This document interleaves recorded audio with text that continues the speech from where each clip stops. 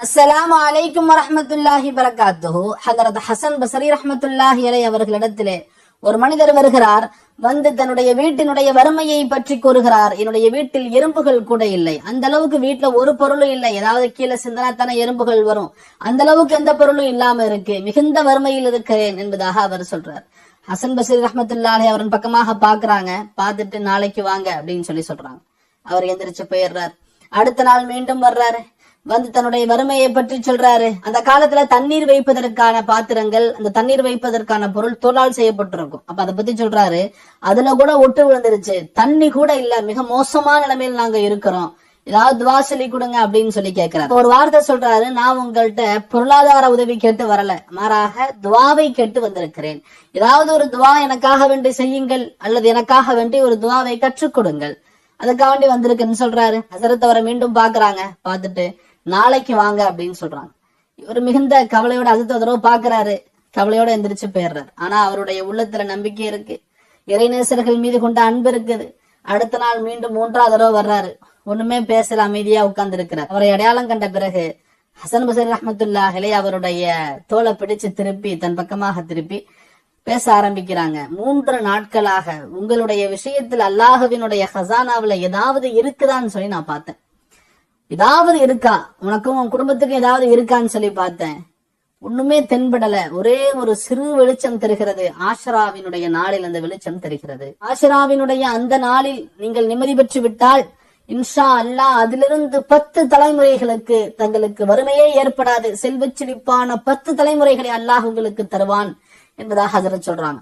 அவர் கேட்டு ரொம்ப சந்தோஷமாகிறாரு. 10 தலைமுறைகளுடைய செல்வச் செழிப்பு, அல்ஹம்துலில்லாஹ். ஹஜரத் நான் என்ன செய்யணும்னு சொல்லுங்கன்னு சொல்றாரு. ஹசரத் சொல்றாங்க, சரியாக முஹர்ரம் 1 அன்று என்னை வந்து நீங்கள் சந்தியுங்கள். முஹர்ரம் 1க்கு முன்னாடியே போய் உட்கார்றாரு. அவரை பார்த்தோன்னு அடையாளம் கண்டு கொண்டு உடனே ஹசரத் சொல்றாங்க, தாங்கள் இன்றிலிருந்து முஹர்ரம் 10 வரை நீங்கள் நல்லபடியாக சம்பாதியுங்கள். உங்களுடைய சம்பாத்தியத்துல எவ்வளவு இருக்கோ அதுல இருந்து சம்பாதிங்க. அதுல இருந்து கொஞ்சம் கொஞ்சம் நீங்க சேமிச்சு வைங்க, கொஞ்சம் கொஞ்சம் சேமிச்சு வைங்க. முஹர்ரம் 10 அன்று உங்களுடைய குடும்பத்திற்கு அதை நலவாக செலவு செய்யுங்கள். நபி ஸல்லல்லாஹு அலைஹி வஸல்லம் அவர்கள் கூறுகிறார்கள், எவர் ஒருவர் தன்னுடைய குடும்பத்தார்களுக்கு ஆஷராவினுடைய நாளில் விசாலமாக செலவு செய்வாரோ, ஸல்லல்லாஹு அலைஹி வஸல்லம் அங்க பயன்படுத்துற வார்த்தை வஸ்ஸாங்கிற வார்த்தையை ஸல்லல்லாஹு அலைஹி வஸல்லம் பயன்படுத்துறாங்க. எவர் விசாலமாக செலவு செய்வாரோ அடுத்த 1 வருடம் அல்லாஹ் சுப்ஹானஹு வ தஆலா அவரோடு விசாலமாக நடந்து கொள்கிறான் என்பதாக ரசூலுல்லாஹ் சொல்றாங்க. இந்த ஹதீஸ் அடிப்படையாக கொண்டு ஹஜரத் ஹசன் பஸ்ரி ரஹ்மத்துல்லாஹி அலைஹி சொல்றாங்க, அன்றைய நாள் நலவாக நீங்கள் உங்கள் குடும்பத்திற்கு செலவு செய்யுங்கள் என்பதாக சொல்லி அனுப்புறாங்க. 1 வருடம் கழிகிறது. ஹஜரத் ஹசன் பஸ்ரி ரஹ்மத்துல்லாஹி அலைஹி தன்னுடைய மஜ்லிஸ்ல அமர்ந்திருக்கிறாங்க. அப்பொழுது பார்க்கிறாங்க, ஒரு செல்வச் செழிப்பான ஒரு நபர் 3 ஒட்டகைகளில் அவர் வருகிறார். முதலாவது ஒட்டகையில் அவர் உட்கார்ந்து இருக்கிறாரு. பின்னாடி 2 ஒட்டகைகள் இருக்கிறது. அந்த 3 ஒட்டகைகளும் நல்ல உயர்ந்த குலத்தை சார்ந்த விலை உயர்ந்த 3 ஒட்டகைகளோடு அவர் வர்றார். வந்து இறங்குறாரு, முன்னாடி உட்கார்றாரு. ரொம்ப கண்ணியமாக உட்காருகிறார். அவரை பார்த்தோன்னா ஹஜரத் அடையாளம் கண்டு கொண்டாங்க. ஓ, இவர் 1 வருடத்திற்கு முன்னாடி வந்த அந்த வறுமையை சொன்ன நபர் தான், அதே வறுமையை சொன்ன நபர் தான் இவர். அப்ப அவரை பார்த்துட்டு இப்ப அவருடைய நிலை மாறி இருக்கு. அவரே சொல்ல ஆரம்பிக்கிறார், ஹஜரத் உங்களுக்கு அடையாளம் தெரியுதா, நான் தான் 1 வருடத்திற்கு முன்னாடி வறுமைக்காக வேண்டி உங்களிடத்தில் துவா கேட்டு வந்தேன். எனக்கு நீங்கள் ஒரு அமலை சொல்லிக் கொடுத்தீர்கள், அதை செய்தேன். அதை செய்த பிறகு ஒரு நாள் எங்களுடைய ஊரினுடைய கடை வீதிக்கு செல்ல வேண்டி இருந்தது. நான் சென்றேன். அப்பொழுது உயர்ந்த குலத்தை சார்ந்த ஒரு ஒட்டகையை ஒருவர் விற்பனைக்காக வேண்டி வைத்து நின்று கொண்டிருந்தார். அந்த ஒட்டகை எல்லாரும் பார்த்துக்கிட்டு இருந்தாங்க. அதனுடைய விலை எவ்வளவு இருக்கும் தெரியாது. அப்ப நான் அவர்கிட்ட போய், இந்த ஒட்டகத்தையா விக்கிறீங்க அப்படின்னு சொல்லி கேட்டேன். ஏன்னா அந்த ஒட்டகத்தை அதனுடைய உரிமையாளர்கள் விக்கிற நிலைமையில உள்ள உரிமையாளர்களா இருக்க மாட்டாங்க, மிகுந்த செல்வச் செழிப்பானவங்களா தான் இருப்பாங்க. அந்த ஒட்டகத்தை ஒரு சாதாரண நபரால வாங்கவும் முடியாது. அப்ப அந்த மாதிரி ஒரு மிகப்பெரிய ஒரு செல்வச் செழிப்பான நபர்கள் தான் அந்த ஒட்டகத்தை வச்சிருப்பாங்க. அப்ப இந்த ஒட்டகத்தையா விற்க போறீங்க அப்படின்னு சொல்லி கேட்கிறார். அப்ப உடனே வந்தவர், இந்த விற்பனைக்கு வந்தவர் சொல்றாரு, உங்களுக்கு வேணுமா, நான் தர்றேன் அப்படின்னு சொல்லி சொல்றாரு. அப்ப இவங்க சொல்றாரு, நான் எப்படி இந்த ஒட்டகத்தை வாங்குறது, எங்கிட்ட 1 தீனார் கூட கிடையாது, எங்கிட்ட எந்த காசும் கிடையாதுன்னு சொல்றாரு.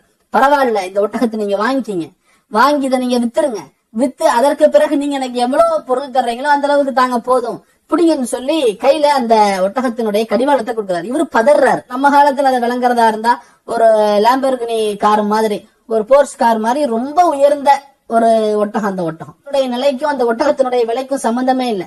அப்ப அவர் பதறாரு. இவரு கேட்கிறாரு, இப்படி வம்படியா அந்த ஒட்டகத்தை விற்க வேண்டிய நிலை என்ன வந்துச்சு, நீங்க என்ன வாங்கிக்க சொல்றீங்க, அதுக்கப்புறமா காசு கொடுங்கன்னு சொல்றீங்க, என்ன காரணம்?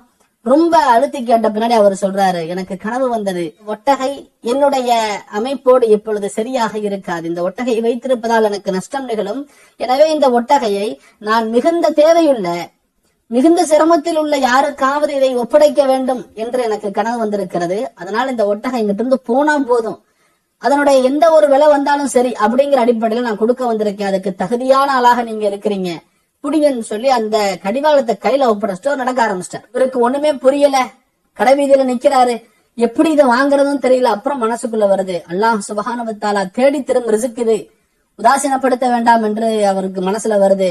ஒட்டகத்தை கடிவாளத்தை பிடிச்சு அதை விற்கிறதுக்காக வேண்டி கடைவீதிகள்ல போக ஆரம்பிக்கிறார். பிடித்து நடந்து கொண்டிருக்கிறார். அப்ப முன்னாடி உள்ள ஒரு நபர் இவர்கிட்ட சாதாரணமாக பேச ஆரம்பிக்கிறாரு. என்ன இந்த ஒட்டகம் எவ்வளவு வருது அப்படின்னு சொன்னோன்னே, இது விக்கிறதுக்கு தான் வச்சிருக்கிறேன்னு சொல்லி இவரு சொல்றாரு, இந்த ஒட்டகத்தை விற்க போறீங்களா? விற்க போற நிலைமை என்ன வந்துச்சு? உண்மையிலே விற்க போறீங்களா? ஆமா விற்க போறேன், இந்த ஒட்டகம் விற்பனைக்கு தான் இருக்கு. சரி எவ்வளவுக்கு விக்கிறீங்க அப்படின்னு கேட்டோன்னே அப்ப இவருக்கு சொல்றாரு, நீங்க எவ்வளவுக்கு வாங்க தயாரா இருக்கிறீங்க? ஒரு ஒட்டகத்தை பாக்குறாரு, பார்த்துட்டு 500 திர்ஹங்களுக்கு நான் வாங்க தயாராக இருக்கிறேன். 500 திர்ஹங்கள் சொல்றாரு. இவரு உடனே நான் 800 குறைவா தரமாட்டேன்னு சொல்றாரு. உடனே அவரு கேக்குறாரு, நீங்க உங்களுடைய வாக்குல உறுதியா இருப்பீங்களா? 800 கொடுத்துருவீங்களா? கொடுத்துருவேன், கண்டிப்பா கொடுத்துருவேன், 800க்கு எடுத்துக்கங்க வாங்கன்னு சொல்லி கூட்டிட்டு போறாரு. போற வழியில இவருக்கு கை நடுங்குது, அதனுடைய அந்த ஒட்டகத்தினுடைய கடிவாளத்தை பிடிச்சு கை நடுங்குது, நடக்கிறது என்னன்னு புரியல. 800 திர்ஹம் அவருடைய வாழ்நாள் முழுக்க அவர் பார்க்காத மிகப்பெரிய அமௌண்ட் அது. அப்ப அவர் கை நடுங்குது, அதை பார்த்துட்டு என்ன கை நடுங்குதா உங்களுக்கு, ஏதாவது ரொம்ப தூரம் நடந்து வந்தால சிரமமா இருக்கா அப்படின்னு சொல்லிட்டு ஏறிக்கிங்க, ஒட்டகத்துக்கு மேல ஏறிக்கிங்கன்னு சொல்லி இவரை ஏறி உட்கார வச்சு அவர் ஒட்டகத்தினுடைய கடிவாளத்தை பிடித்து நடக்கிறார். இப்ப அவர் சொல்றாரு, நான் ஒரு அடிமை போன்று இருந்தவன், இறைவன் என்னை அரசன் போன்று ஆக்கிவிட்டான். நான் மேல உட்கார்ந்து இருந்து என்னை ஒருவர் ஒட்டகத்துல வச்சு கூட்டு போற சூழ்நிலை ஆயிருச்சு. வீட்டுக்கு கூட்டு போறாரு, கண்ணியமாக அவரை அமர வைக்கிறார், உணவு கொடுக்கிறார். உணவு கொடுத்து விட்டு 800 திர்ஹங்களை எடுத்து அவர் முன்னாடி வைக்கிறாரு. பெரிய அமௌண்ட் அது. இப்ப இவருக்கு என்ன கவலை, 800 திர்ஹத்தை எப்படி பாதுகாப்பா வீட்டுக்கு கொண்டு போவேன், இங்கிருந்து தூரமா இருக்கே. அப்ப அவர் இவருடைய சிரமத்தை புரிஞ்சுட்டு கேக்குறாரு, உங்க வீடு எங்க இருக்கு? என்னுடைய வீடு இந்த ஊர்ல இந்த இடத்துல இருக்கு, சரி வாங்க அப்படின்னு சொல்லி ஒட்டகத்திற்கு முன்பதாக இவரை அமர வைத்து வாங்கி இவர் பின்னாடி உட்காரு. அவருடைய ஒட்டகமா மாறிடுச்சு, இருந்தாலும் இவருக்கு கண்ணியம் கொடுக்கிறார். கொண்டு போய் வீட்டுல நல்லபடியாக இறக்கி விடுகிறார்.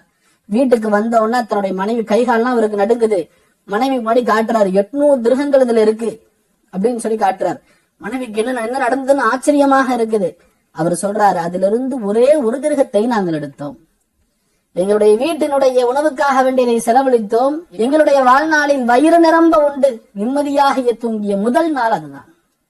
எங்களுடைய வாழ்நாள்ல வயிறு நிரம்ப உண்டு நிம்மதியாக தூங்கிய முதல் நாள் அதுதான். அல்லாஹ் சுப்ஹானஹு வ தஆலா எனக்கு செல்வ செழிப்பை கண்களில் காட்டினான் என்பதாக அவர் சொல்றார். அதனால இருந்து தனக்கு வித்தவரை தேட ஆரம்பிக்கிறார். அவர் எங்கேயுமே கிடைக்க மாட்டார்.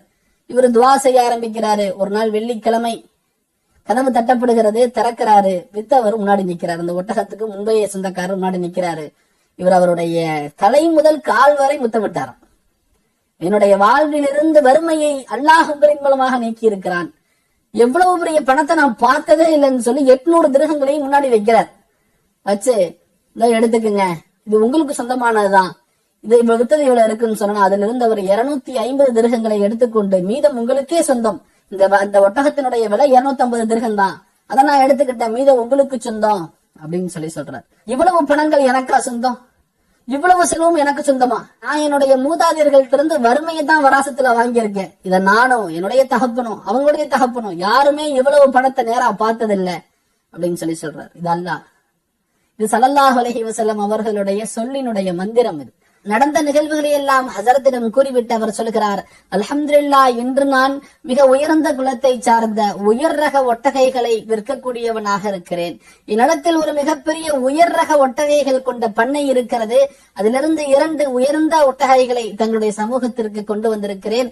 அவைகள் நிரம்ப பொருட்கள் இருக்கின்றன என்று சொல்லி ஹஸரத்தினுடைய சமூகத்தில் அவைகளை ஒப்படைக்கிறார். அவரும் ஒரு சில நாட்கள் ஹஸரத்தோடு தங்கி இபாதத் செய்துவிட்டு தன்னுடைய ஊருக்கு திரும்புகிறார். இது சாதாரணமாக தன்னுடைய வீட்டில் எறும்புகள் கூட இல்லை என்று சொல்லி வந்தவருக்கு அல்லாஹு தஆலா ஒட்டகைகளின் பண்ணையின், அதுவும் மிக உயர்தர ஒட்டகைகளின் பண்ணையின் முதலாளியாக ஆக்கிய ஒரு அற்புதமான சம்பவம். இது ஆஷுராவினுடைய நாளில் நாம் குடும்பத்திற்காக வேண்டி செலவு செய்வதால் கிடைக்கக்கூடிய பயன் பலன். அந்த ஆஷுராவினுடைய நாள்ல குடும்பத்துக்கு விசாலமாக செலவு செய்யுங்க.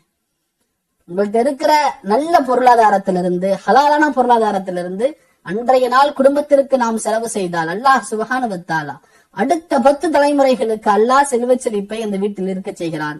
வறுமை விட்டும் அவர்களை பாதுகாக்கிறான். நிம்மதியான வாழ்வை தருகிறான். ரொம்ப இலகுவான அமல் தான், இது ஒன்றும் பெரியதில்லை. நம்ம குடும்பத்தோட சந்தோஷமா அந்த நாள் இருக்கிறது, நல்லா செலவு செய்யறது, அது நன்மையான காரியங்களை செலவு செய்யறது. அல்லாஹு தஆலா எனக்கும் தங்களுக்கும் அந்த உயர்ந்த பாக்கியத்தை தந்தல் புரிவானாக. குடும்பத்தோடு அந்த ஆஷராவினுடைய நாளை சிறப்பாக நோன்பு நோற்று சிறப்பாக அவர்களுக்காக செலவு செய்து அன்றைய நாள் அல்லாஹுவினுடைய ரஹ்மத்தை பெறக்கூடியவர்களாக அல்லாஹ் உங்களையும் நம்மையும் அல்லாஹ் ஆக்கி அருள் புரிவானாக. ஆமீன்.